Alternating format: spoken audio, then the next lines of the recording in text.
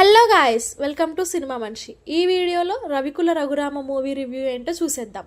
ఇక ఈ movie review చూస్తే సినిమా స్టార్ట్ అయ్యాక అసలు కథలోకి వెళ్ళేసరికి చాలా టైం పడుతుంది.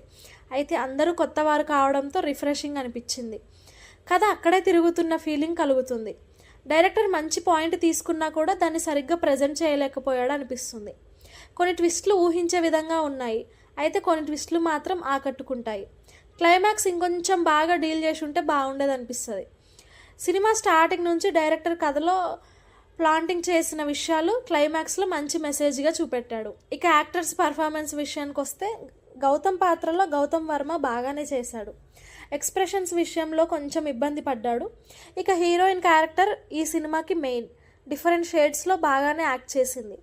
చాలామంది ఆర్టిస్టు కొత్తవారు కావడంతో బాగా కలిసి వచ్చింది.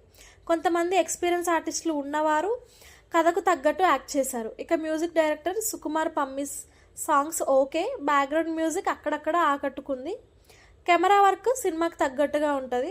బడ్జెట్ లోటు తెరపైన క్లియర్గా కనబడుతుంది. ఫైనల్గా చెప్పాలంటే ఈ సినిమా వన్ టైం వాచబుల్. కొత్త వారి కోసం చూడొచ్చు, కానీ మీ సహనానికి పరీక్ష పెడుతుంది.